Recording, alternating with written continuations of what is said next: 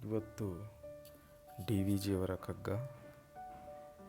ಗಿರಿಯ ಮೇಲಕ್ಕೆ ದೊಡ್ಡ ಬಂಡೆಯನು ಸಿಸಿಫಸನು,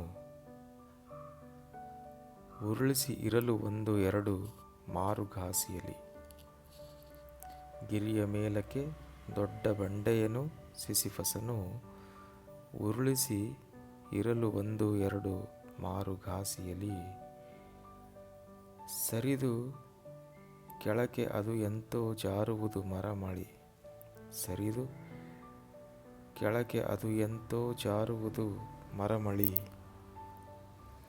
ಪುರುಷ ಪ್ರಗತಿಯಂತೂ ಮಂಕುತಿಮ್ಮ.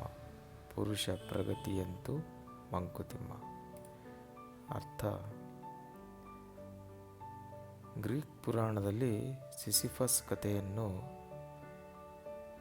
ಉಲ್ಲೇಖಿಸಿದ್ದಾರೆ. ಗ್ರೀಕ್ ಪುರಾಣದಲ್ಲಿ ದೇವತೆಗಳು ಸಿಸಿಫಸನಿಗೆ ದೊಡ್ಡ ಬಂಡೆಯನ್ನು ಬೆಟ್ಟದ ತುದಿಗೆ ತಳ್ಳುವ ಶಿಕ್ಷೆ ವಿಧಿಸಿದರು. ಆದರೆ ಬಂಡೆ ಬೆಟ್ಟದ ತುದಿಗೆ ತಲುಪುವ ಮುನ್ನವೇ ಜಾರಿ ಕೆಳಗೆ ಬೀಳುತ್ತಿತ್ತು. ಹೀಗೆ ಸಿಸಿಫಸ್ ಅನಂತ ಕಾಲದವರೆಗೂ ಆ ಕೆಲಸವನ್ನು ಮಾಡಬೇಕಾಗಿತ್ತು. ಯಾವಾಗಲೂ ಬಂಡೆಯನ್ನು ಮೇಲಕ್ಕೆ ತಳ್ಳುತ್ತಲೇ ಇರಬೇಕಾಗಿತ್ತು.